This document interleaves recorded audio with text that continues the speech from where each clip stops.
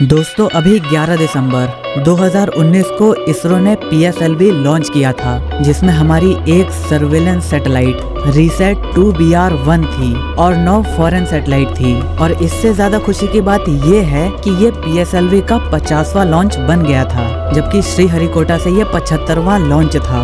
हम सबको पता है कि इसरो को रॉकेट लॉन्च करने में एक कीर्तिमान हासिल है और शायद ही इसरो का कोई रॉकेट लॉन्च अनसक्सेसफुल होता है। ये रॉकेट अपने कंपार्टमेंट में सैटेलाइट्स को कैरी करते हैं और उसे उसके डेजिग्नेटेड ऑर्बिट में प्लेस करके वापस एटमॉस्फेयर में गिर जाते हैं। और एटमॉस्फेयर में प्रेजेंट एयर की फ्रिक्शन की वजह से ये एयर बर्न होकर जमीन पर गिरने से पहले ही पूरी तरह से डिस्ट्रॉय हो जाते हैं। और इसी वजह से हमारी पर पेलोड कॉस्ट भी बढ़ जाती है, क्योंकि हमें हर बार लॉन्च करने के लिए एक नए रॉकेट की जरूरत पड़ती है, क्योंकि पुराना वाला तो वापस आते टाइम जलकर खत्म हो जाता है। तो क्या हमारे पास कोई ऐसा रास्ता है जिससे वो इन सैटेलाइट्स को ऑर्बिट में प्लेस करने के बाद वापस सेफली धरती पर लैंड भी हो सके? वेल, स्पेसएक्स के पास ऐसा रॉकेट है, फैल्कन हेवी। ये वही रॉकेट है जो टेस्ला की इलेक्ट्रिक कार को स्पेस में छोड़कर आया था। लेकिन फिलहाल स्पेसएक्स के अलावा ये टेक्नोलॉजी दुनिया के किसी भी स्पेस ऑर्गेनाइजेशन के पास नहीं है।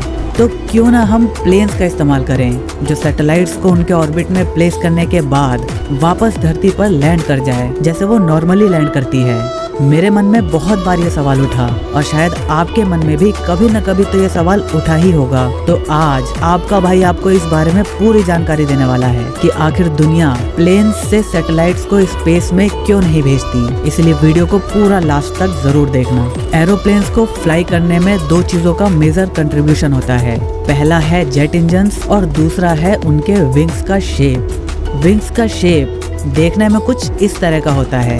इसका नीचे का हिस्सा फ्लैट होता है, जबकि ऊपर का पार्ट उभरा हुआ होता है, जिसकी वजह से जब एरोप्लेन मूव करता है तो ऊपर एयर की स्पीड नीचे वाली एयर की स्पीड से ज्यादा होती है। आप इसको ऐसे समझ सकते हो, एयर की स्ट्रीम जब विंग्स के पास होती है तो नीचे वाले एयर मॉलिक्यूल्स को कम डिस्टेंस ट्रेवल करना पड़ता है, जबकि ऊपर का पार्ट उभरा होने की वजह से सेम टाइम में ऊपर वाले एयर मॉलिक्यूल को ज्यादा डिस्टेंस ट्रेवल करना पड़ता है। इसीलिए ऊपर वाली एयर की स्पीड ज्यादा होती है और इसकी वजह से ऊपर का प्रेशर नीचे के मुकाबले कम हो जाता है और विंग्स पर नीचे की तरफ से ऊपर की ओर एक फोर्स लगता है और इस फोर्स की वजह से एरोप्लेन लिफ्ट होने लगता है। आपने भी देखा होगा कि जब कभी तेज हवा चलती है तो लोगों की टिन शेड हवा में उड़ जाती है, वो भी सेम इसी रीजन की वजह से होता है। अगर आपने फुटबॉल देखा होगा या फिर आप मेसी या रोनाल्डो के फैन हो तो आपने उन्हें बनाना किक मारते हुए तो जरूर देखा होगा। ये बनाना किक भी इसी प्रिंसिपल पर काम करती है, मतलब बॉल के एक तरफ पर जिस तरफ वो स्पिन कर रही है उस तरफ की एयर की स्पीड ज्यादा हो जाती है और इसीलिए वहाँ का प्रेशर कम हो जाता है। और यही वो वजह है जिसकी वजह से बॉल ऐसे घूम कर जाती है। प्लेन्स कैसे ऊपर उठते हैं ये तो आपको बर्नौली प्रिंसिपल से समझ आ गया, लेकिन वो आगे कैसे बढ़ते हैं उसके लिए इस्तेमाल किए जाते हैं जेट इंजन्स। जेट इंजन्स का काम होता है फ्यूल को एटमॉस्फेरिक ऑक्सीजन की मदद से बर्न करके एग्जॉस्ट को पीछे की तरफ से फेंकना, जिससे प्लेन आगे की तरफ प्रोपेल हो सके। लेकिन जैसे जैसे प्लेन्स ऊपर की तरफ फ्लाई करते हैं एयर की डेंसिटी धीरे धीरे कम होने लगती है और प्लेन्स को लिफ्ट करने के लिए अपनी स्पीड को बढ़ाना पड़ता है। और एक लिमिट के बाद ये एयर डेंसिटी इतनी कम हो जाती है कि जेट इंजन्स को भी इतनी ऑक्सीजन नहीं मिल पाती जिससे वो इतनी थ्रस्ट पैदा कर पाए कि प्लेन को लिफ्ट होने के लिए प्रॉपर स्पीड मिल सके। और अगर वो कभी ऐसी कोशिश करते भी हैं तो लैक ऑफ ऑक्सीजन की वजह से प्लेन का इंजन सीज यानी कि बंद भी पड़ सकता है। मोस्टली एयरलाइंस की अपर लिमिट 40,000 फीट या 1200 मीटर होती है और इस हाइट पर एयर की डेंसिटी सी लेवल के कंपैरिजन में केवल 18% ही रह जाती है। और अर्थ की लोअर ऑर्बिट 180 किलोमीटर यानी कि करीब 1,80,000 मीटर से स्टार्ट होती है, जो 2000 किलोमीटर तक जाती है। और उसके बाद आती है मीडियम अर्थ ऑर्बिट और उसके बाद जियो सिंक्रोनियस ऑर्बिट। आज तक सबसे ऊंचा फ्लाइट करने वाला जेट प्लेन लोकहीड SR-71 ब्लैकबर्ड है, जिसने 85,000 फीट यानी करीब 26,000 मीटर के एल्टीट्यूड तक फ्लाई किया था। इतनी ऊंचाई पर एयर की डेंसिटी सी लेवल के मुकाबले केवल 2% ही रह जाती है और इतनी ऊंचाई पर उस हल्की हवा से लिफ्ट पाने के लिए इस प्लेन को बहुत तेजी से उड़ना पड़ता है। इसीलिए इतनी ऊंचाई पर इसकी स्पीड करीब 3,950 किलोमीटर पर आवर थी, जो कि साउंड की स्पीड से लगभग 3 गुना ज्यादा है। सेफ्टी पर्पस के लिए इस प्लेन को फ्लाई कर रहे पायलट्स के पास खुद का प्रेशर सूट और ऑक्सीजन सप्लाई सिस्टम होता है, क्योंकि अगर इतने एल्टीट्यूड पर कोई एक्सीडेंट होता है तो इस हाइट पर प्रेशर कम होने की वजह से हमारे ब्लड में जो प्रेजेंट नाइट्रोजन है वो भी बबल बनकर बाहर आने लगेगी, बिल्कुल उसी तरह जिस तरह कोका कोला से कार्बन डाइऑक्साइड बाहर आती है। अभी तक जेट इंजन्स एरोप्लेन की maximum speed 4300 kilometre per hour तक रिकॉर्ड हुई है। इतनी स्पीड अचीव करने के बाद जेट इंजन्स में लगे कंप्रेसर्स इफेक्टिवली काम नहीं कर पाते, लेकिन नासा की एक्स सीरीज का एक एक्सपेरिमेंटल अनमैन्ड एयरक्राफ्ट X-43 जिसमें स्क्रैमजेट इंजन का इस्तेमाल किया गया है, ये एक हाइपरसोनिक प्लेन है और इसने अभी तक की जो फास्टेस्ट स्पीड अचीव करी है वो है 11,850 किलोमीटर। मतलब ये स्पीड ऑफ साउंड से करीब 10 गुना ज्यादा तेज है।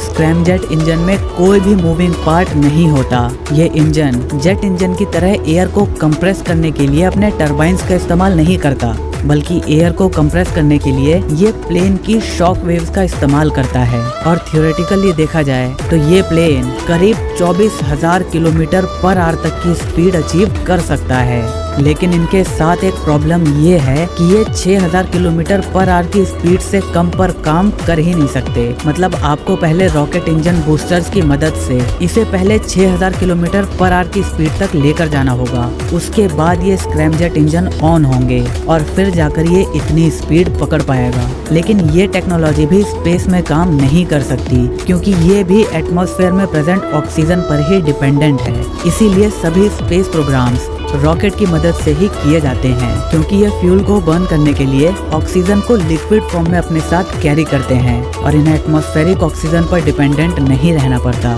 इसी वजह से इनका वेट भी काफी ज्यादा हो जाता है। जैसे अभी हाल ही में हुए चंद्रयान 2 मिशन में सभी पेलोड्स को मिलाकर उनका टोटल वेट करीब 2379 किलोग्राम था, जबकि उसे लॉन्च करने के लिए जिस GSLV रॉकेट का इस्तेमाल किया गया था उसका वेट करीब 4,15,000 किलोग्राम था और ये टोटल पेलोड का करीब 175 गुना था। अब अगर आपने साइंस फिक्शन मूवीज देखी है या आपने इंटरस्टेलर देखी है तो आपने स्पेस शटल तो जरूर देखा होगा। भले ही ये दिखने में प्लेन्स की तरह लगते हों, लेकिन इन्हें भी सॉलिड रॉकेट बूस्टर से अटैच करके ही लॉन्च किया जाता है और इसके साथ साथ इसका फ्यूल टैंक अलग से अटैच किया जाता है, जिसमें फ्यूल और ऑक्सीडाइजर लिक्विड फॉर्म में प्रेजेंट होता है, क्योंकि इन्हें वापस धरती पर भी लैंड करना होता है। इसीलिए इनकी ज्योमेट्री प्लेन की तरह बनाई जाती है ताकि ये सीधे नीचे ना आए, बल्कि ग्लाइड करते हुए नीचे लैंड कर सकें। स्काईलॉन ये एक स्पेस प्लेन है जो सिंगल स्टेज में स्पेस की ऑर्बिट तक जाएगा।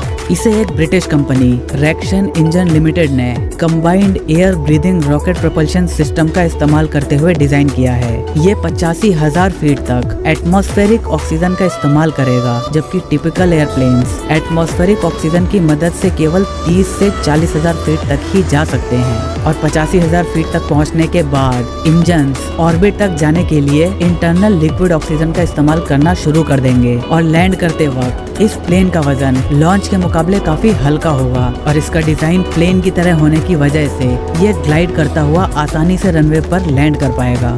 इसकी स्किन सिरेमिक कंपोजिट मटेरियल से बनाई जाएगी, जो इसे एटमॉस्फेयर में एंटर करते वक्त एयर फ्रिक्शन से प्रोड्यूस होने वाली हीट से प्रोटेक्ट करेगा और इसे 2 दिन मेंटेनेंस में रखने के बाद दोबारा लॉन्च के लिए इस्तेमाल किया जा सकता है। कंपनी के अनुसार एक प्लेन 200 ऑर्बिटल फ्लाइट्स कर सकता है, यानी कि 200 बार ऑर्बिट में जाकर वहां सैटेलाइट प्लेस करके वापस धरती पर लैंड कर सकता है।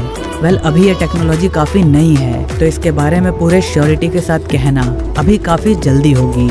आपको क्या लगता है कि भविष्य में हम कोई ऐसा प्लेन डिजाइन कर पाएंगे जो कि नॉर्मल दिनों में यात्रियों या फिर सामानों को इधर से उधर ले जाए, लेकिन जब उसकी जरूरत स्पेस में जाने के लिए पड़े तो वो उस काम को भी फुलफिल कर पाए। हमें नीचे कमेंट करके जरूर बताना।